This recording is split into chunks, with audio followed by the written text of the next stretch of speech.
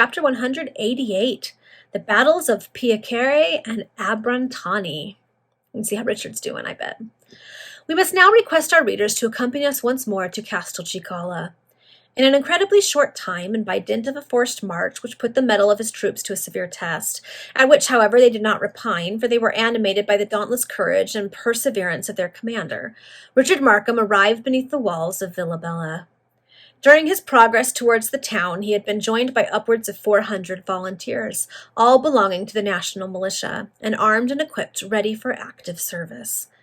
The daring exploit which had made him master of Estella had created an enthusiasm in his favor which he himself and all his followers considered to be an augury of the final success of the constitutional cause, and in every village, in every hamlet through which his army had passed, he was welcomed with the most lively demonstration of joy.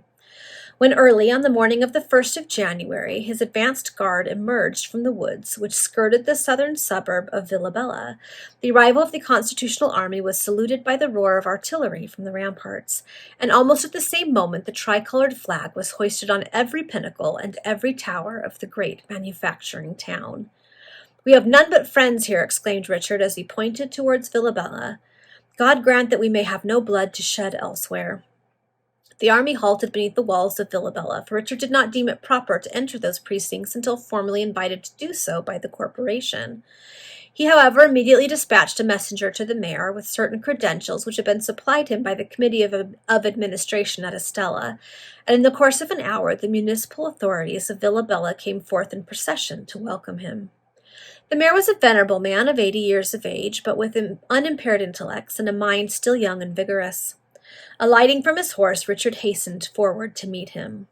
"Let me embrace you, noble young man," exclaimed the mayor. "Your fame has preceded you, and within those walls," he added, turning and pointing towards Villabella, "there breathes not a soul opposed to the sacred cause which heaven has sent you to direct." Then the mayor embraced Richard in the presence of the corporation, in the presence of the constitutional army, and the welkin rang with shouts of enthusiastic joy. The formal invitation to enter Villabella was now given, and Markham issued the necessary orders. The corporation led the way. Next came the general, attended by his staff, and after with which the forced march of Villabella had been accompanied, reminding it that everything depended upon the celerity of its movements, so as to prevent a concentration of any great number of adverse troops before the constitutional force could be augmented sufficiently to cope with them, and finally ordering it to prepare to resume the march that afternoon at 3 o'clock. By means of new volunteers and a portion of the garrison of Villabella, Richard found his army increased to nearly 4,000 men. At the head of this imposing force he set out once more, at the time indicated, and commenced another rapid march in the direction of Piacere. On the ensuing evening, the 2nd of January, the towers of that important city broke upon the view of the vanguard of the Constitutionalists. The commandant of the garrison of Piacere was an old and famous officer, General Giustiniani. General Giustiniani, devoted to the cause of the Grand Duke and holding in abhorrence everything savoring of liberal opinions. Markham was aware of this fact, and he felt convinced that Piacere would not fall into his hands without bloodshed. At the same time, he determined not to pass it by, because it would serve as a point of centralization for the troops of Veronese and Tirano, both being seats of the military administration of the captains general. Moreover, afforded the enemy a means of cutting off all communication between himself on the one hand and Villabella and Estella on the other. Certain of being attacked, Markham lost no time in making the necessary arrangements. He ordered the vanguard to halt until the troops in the rear could come up and take their proper places, and he planted his artillery upon a hill which commanded almost the entire interval between his army and the city. Nor were his precautions vainly taken, for in a short time a large force was seen moving towards him from Piacere, the rays of the setting sun irradiating their glittering bayonets and the steel helmets of a corps of cuirassiers. In another quarter of an hour the enemy was so near as to induce Richard to order his artillery to open fire upon them, but General Giustiniani, who commanded in person, led his forces with such rapidity that the engagement speedily commenced. Giustiniani had but 3,500 men under his orders, but although this force was numerically inferior to the Constitutionalists, it was superior in other respects. For it comprised a large body of cuirassiers, a regiment of grenadiers, a corps of rifles, and 20 field pieces. It was moreover fresh and unwearied, whereas the Constitutionalists were fatigued with a long march.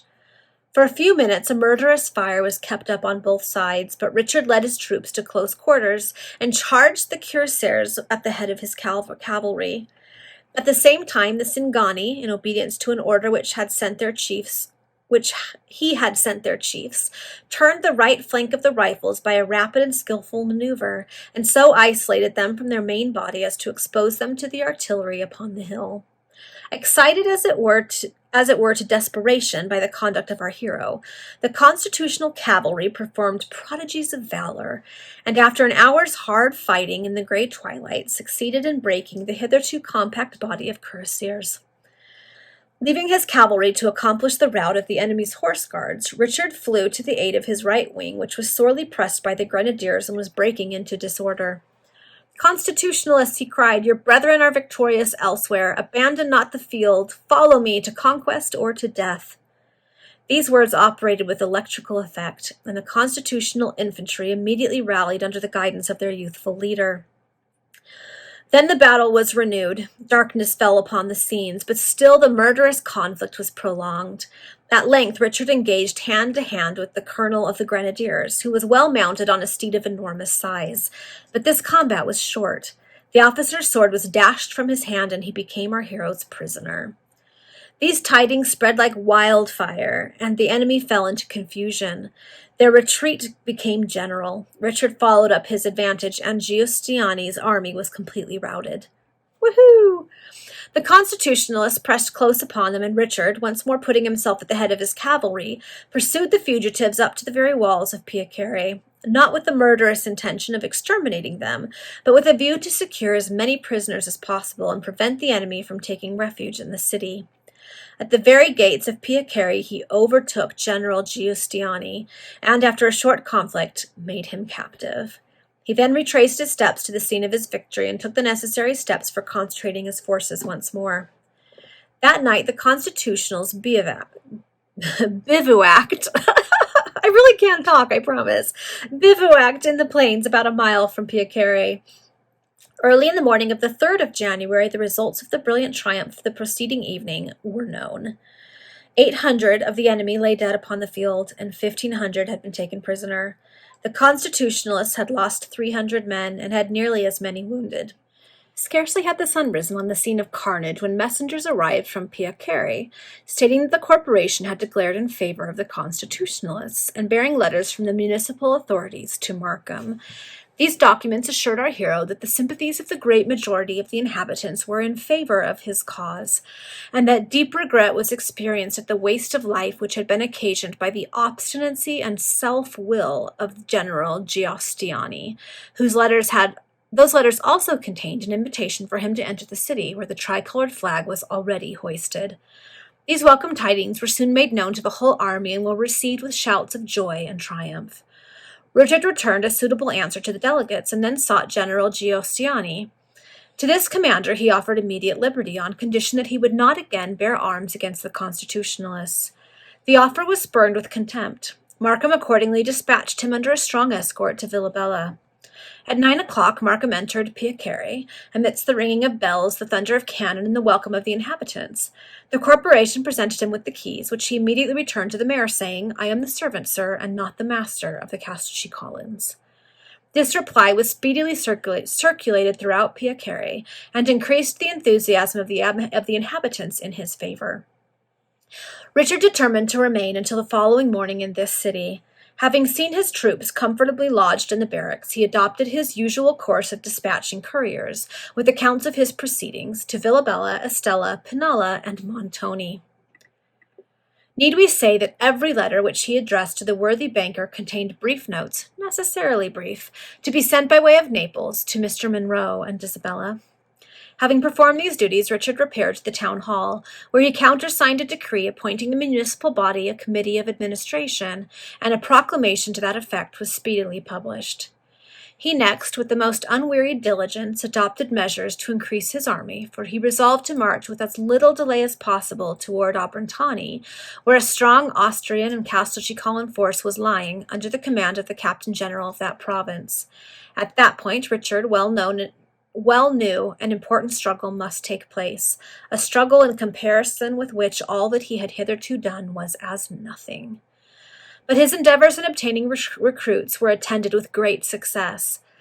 Volunteers flocked to the barracks, and the city arsenal was well provided with all the uniforms, arms, ammunition, and stores that were required. On the west of Piacere was a vast plain on which Richard determined to review his troops at daybreak, and thence march direct upon Abrantani. The order was accordingly issued, and half an hour before the sun rose the army defiled through the western gates. Nearly all the inhabitants repaired to the plain to witness the martial spectacle, and many were the bright eyes that glanced with admiration and even a softer feeling at the handsome countenance of that young man whose name now belonged to history. Colonel Casario, the second in command, directed the evolutions. The army was drawn up in divisions 4 deep and mustered 5,000 strong. And now, on the 4th of January, a morning golden with sunbeams, the review began. Each regiment had its brass band and its colors, and the joyous beams of the orb of day sported on the points of bayonets, flashed on naked swords, and played on the steel helmets of 400 cuirassiers, whom Richard had organized on the preceding evening. Stationed on an eminence, attended by his staff and by his faithful Morcar, who had comported himself gallantly in the battle of the 2nd, Markham surveyed with feelings of incredible enthusiasm the armament which owned him as its chief. Casario gave the word. It was passed on from division to division, and now all these sections were wheeling into line. The line is formed, the bands are stationed in the front of their respective corps, and all is as still as death. Again, the colonel gives the word of command. General salute, present arms, and a long din of hands clapping against the muskets echoes around. The bands strike up the glorious French air of the Parisienne, and Markham gracefully raises his plumed hat from his brow in acknowledgment of the salute of his army. The music ceases. The word shoulder arms is passed from division to division, along that line of half a mile from flank to flank. Then Markham gallops towards the troops, followed by his staff. The ranks take open order. He passes along, inspecting the different corps, addressing them, encouraging them. Again, he returns to the eminence. The line is once more broken into divisions. Close columns are formed, and the whole army is put into motion to march past its general, the bands playing a lively air. From the plain, the troops defiled towards the road leading to Abrantani. I am stumbling over every word today. But scarcely had Markham taken leave of the mayor and the municipal authorities in order to rejoin his army when a courier, covered with dust, galloped up to him. He was the bearer of letters from Signor Viviani. Those documents afforded our hero the welcome intelligence that Pinalla had hoisted the tricolor, declared in favor of the cause of liberty, recognized Markham as the general-in-chief of the constitutional armies of Castelcicala, and had dispatched a reinforcement of 2,000 men to fight under his banner. Richard hastily communicated these tidings to the corporation of Piacere, and then joined his army, throughout the ranks of which the news of the adhesion of so important a city as Pinalla to the great cause diffused the utmost joy. Everything favors me, thought Richard, his heart leaping within him. Oh, for success at Abrantani, and such will be its moral effect upon my troops that I shall fear nothing for the result of the grand and final struggle that must take place beneath the walls of Montoni. And then, Isabella, even your father will acknowledge that I have some claim to your hand. The road that the army now pursued was most favorable for the rapid march which Richard urged. It was wide and even, and afforded an easy passage to the artillery. Shortly after midday, the vanguard entered the beautiful province of Abrantani, and there the troops were received by the inhabitants with an enthusiasm of the most grateful description. For it was in this district the tyranny of the Grand Duke's regime, under the auspices of Count Santa Croce, had been most severely felt. No wonder, then, that the constitutional army was greeted with rapture and delight. No wonder that blessings were invoked upon the head of its general. The old men went down upon their knees by the roadsides to implore heaven to accord success to his mission. Mothers held up their children to catch a glimpse of the youthful hero, and young maidens threw garlands of flowers in his path. Volunteers poured in from all sides, and the army increased in its progress like the snowball rolling along the ground. At sunset, the entire force halted in the precincts of a large town, the inhabitants of which hastened to supply the soldiers with provisions and wine. During that pause, couriers arrived from Veronese with the joyful tidings that it had declared in favor of the constitutional cause and was sending reinforcements. Thus the whole of the south of Castelcicala was now devoted to the movement of which Markham was the head and chief. For 2 hours was the army permitted to rest. It then continued its march until midnight, when it bivouacked in a wide plain, a wood protecting its right wing and a hill whereon the artillery was planted, defending its left. Richard adopted every precaution to avoid a surprise, for he was well aware that the Count of Santa Croce was not a man to slumber at such a crisis. But it afterwards appeared that the Captain General did not dare to quit the neighborhood of the city of Abrantani for fear that it should pronounce in favor of the Constitutionalists. It was therefore under the walls of Abrantani itself that the contest was to take place. There was a flat eminence to the east of the city, and on this had Santa Croce taken up his position at the head of 7,000 men, 3,000 Castelcicalans and 4,000 Austrians. Against this force was Richard to contend. At the head of 6,000 soldiers, the volunteers who had joined him since he left Piacere amounted to 1,000. But to return to our narrative in the consecutive order of events. At 5 o'clock in the morning of the 5th, the Constitutionalists quitted their position where they had bivouacked and pursued their way towards the city of Abrantani. The day passed, night came once more, and the troops bivouacked in the immediate vicinity of a large hamlet. The morning of the 6th saw them again in motion, but Richard allowed them to proceed with diminished celerity, as he had already enough chances against him to warn him not to increase them by over-fatiguing his army. It was not, therefore, until the evening that he came in sight of the tall spire of the Cathedral of Abrantani. "By this time tomorrow," exclaimed Richard, pointing in the direction of the city, "the tower on which yon spire stands shall echo with the sounds of its bells to celebrate our triumph." "Amen," said Morcar, who was close behind him. The Constitutionalists took up a strong position with a village on their right and a range of extensive farm buildings on their left. They were all animated by an enthusiasm worthy of the great cause in which they were embarked, and their ardor was manifested by singing martial songs as they crowded round the fires of the bivouac.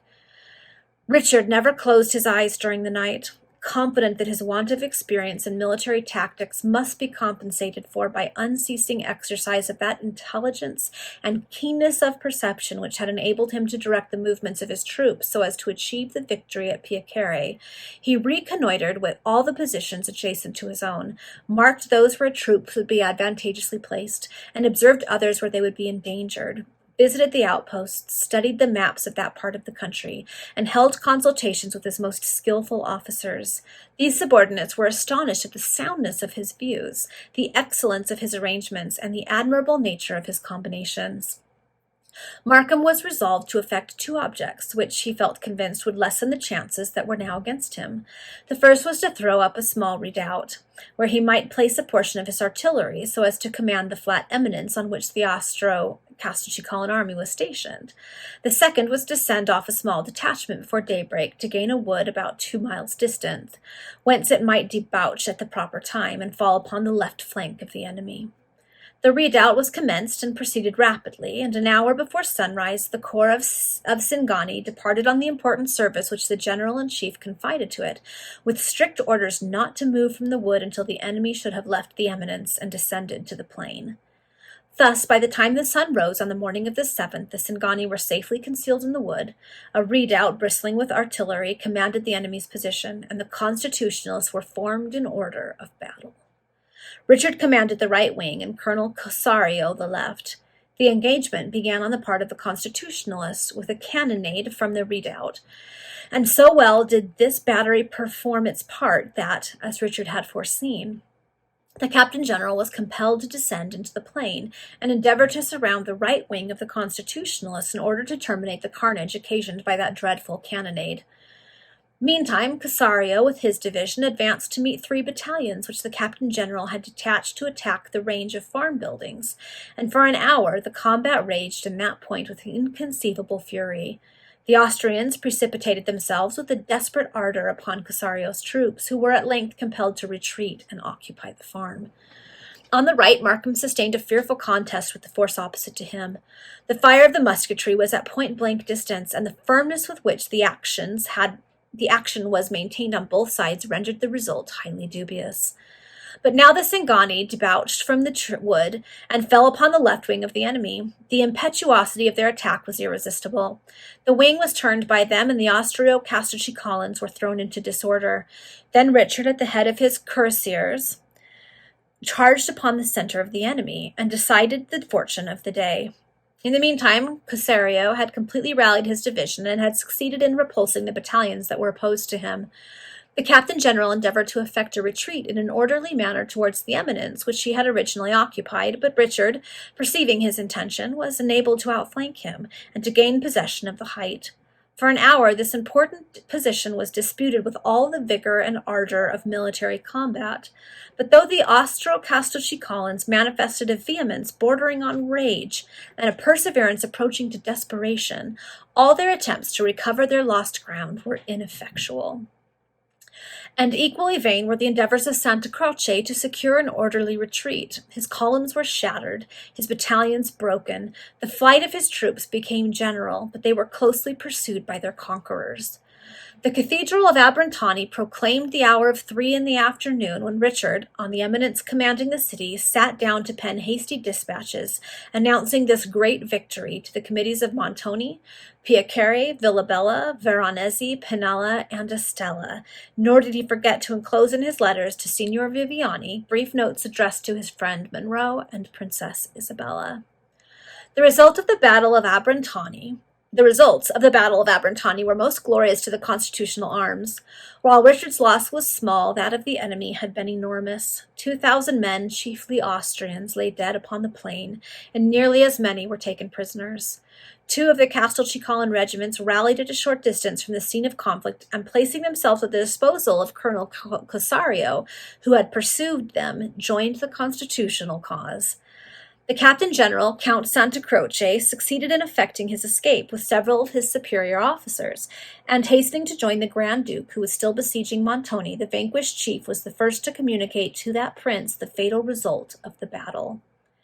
That same evening Richard Markham entered the city of Abrantani, which joyfully opened its gates to receive him, and, as in the other towns which he had occupied, the thunders of artillery, the ringing of bells, and the plaudits of admiring crowds testified the enthusiasm which was inspired by the presence of the youthful general. Richard determined to remain some days in the city of Abrantani. Montoni was besieged by a force nearly 25,000 strong, and our hero felt the necessity of waiting for the reinforcements promised him, and of raising as many volunteers as possible ere he could venture to cope with so formidable a force. But in every dispatch which he had sent to the Committee of Government of Montoni, he had given the most solemn assurances of his resolution to march to the relief of the capital with as little delay as possible, and it was now at Abrantani that he anxiously expected official tidings from the besieged city. Nor was he kept long in suspense. On the morning of the 10th, the courier arrived with dispatches from the Committee of Government. These documents are so important that we do not hesitate to lay them before our readers. The first was conceived thus: Montoni, January 9th, 1841. The Committee of Government of the State of Castelcicala have received the various dispatches which the General-in-Chief of the Constitutional Army has addressed to them respectively from Villabella, Piacere, and Abrantani. The committee must reserve for a future occasion the pleasing duty of expressing how deeply they rejoice at the General-in-Chief's various successes, and how anxiously they watch the progress of that cause of which he has become the guide and champion. The committee cannot, however, omit one duty which they now perform by virtue of the full powers of administration and government that have been vested in them by the inhabitants of the capital, and which powers are recognized by all faithful Castelcicalans who have declared in favor of the constitutional cause.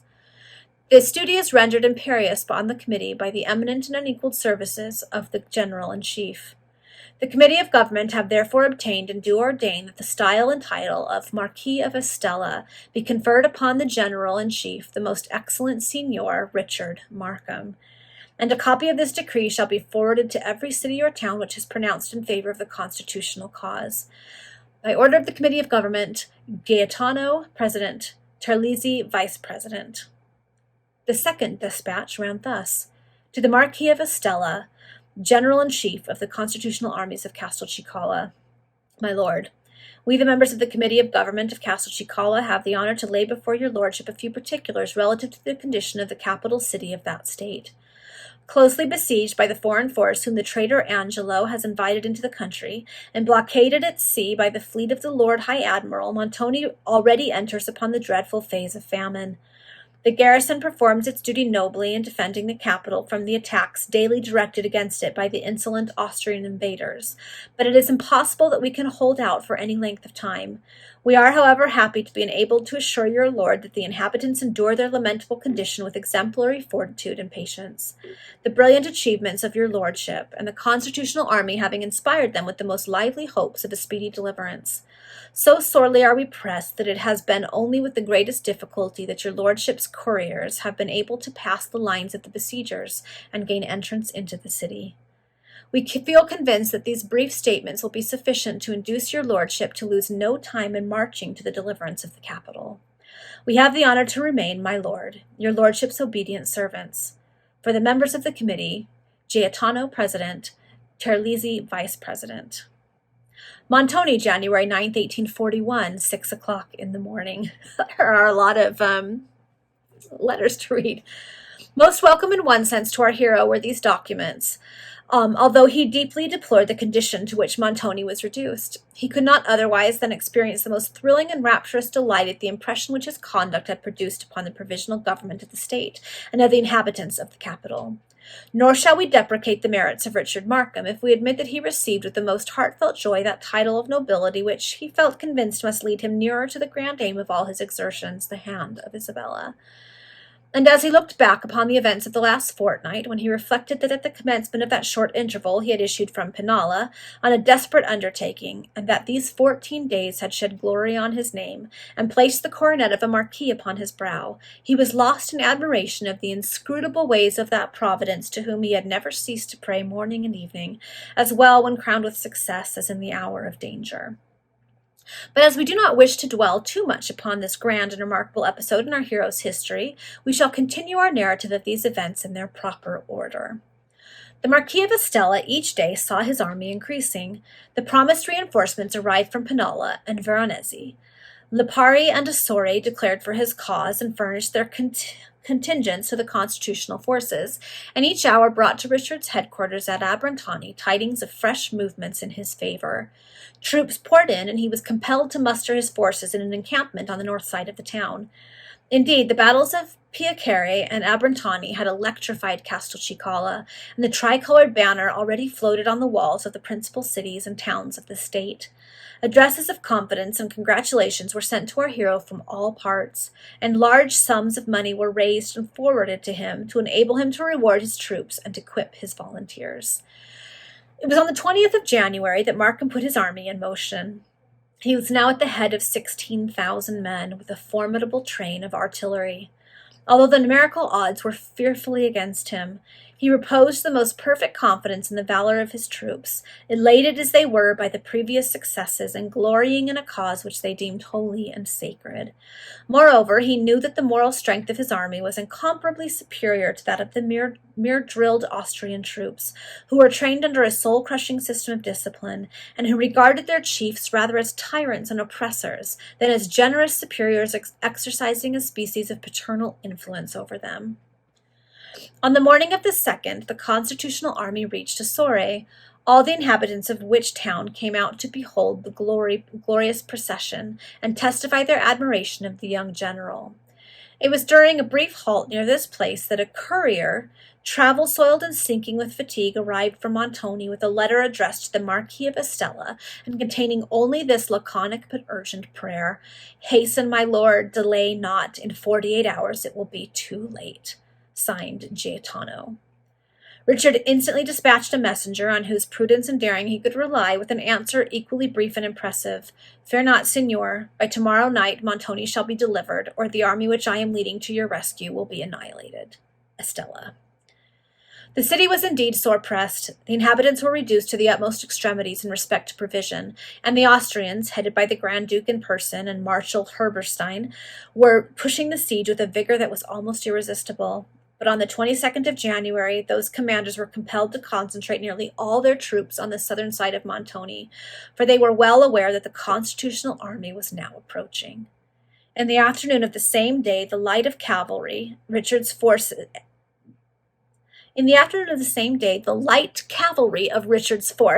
entered upon the broad plains through which the Ferretti rolls its silver way, and at a distance of 3 miles the tower of St. Theodosia reared its summit far above the white buildings of Montoni. By 9 o'clock on that night, the entire Constitutional Army had taken up a strong position, its left being protected by high sand banks which overlooked the sea, and its right defended by a large village. Oh, it was a great cause which was so soon to be justified, and that was a glorious army which was now preparing for this final struggle. A discharge of cannon from the walls of Montoni announced that the capital awaited its deliverance, and the Committee of Government issued orders that the bells of every church should ring for Mass at daybreak, in order that the inhabitants might offer up prayers for the success of the Constitutional Army. As on the eve of the glorious fight of Abrantani, the Marquis of Estella was actively employed during the whole night in making the various dispositions for the great battle which, on the following day, must decide the fate of Castelcicala. And most solemn and sublimely interesting was that night. So close were the two armies to each other, only half a cannon-shot distance, that every sound on either side could be mutually heard. The very outposts and sentinels were almost within speaking range, and the lights of the two positions were plainly visible. Watchfulness and keen observation characterized both sides. An hour before sunrise, and by the lurid gleam of the bivouac fire in the grove of Legino, Richard addressed a letter, full of tenderness and hope, to the Princess Isabella, and this he dispatched in another epistle to his excellent friend the banker at Pinalla. Then, when the first gleam of twilight heralded the advent of the sun, and while the bells were ringing in every tower of Montoni, the hero mounted his horse and prepared for the conflict that was now at hand. And that is the end of the chapter. Okay, they've been successful thus far, but now they are outnumbered and outgunned and in a somewhat desperate situation, and they are about to basically undertake their final battle. If they win this battle, Castelcicala is free. If they lose, they are going to be annihilated. Okay, we'll see you in the next chapter.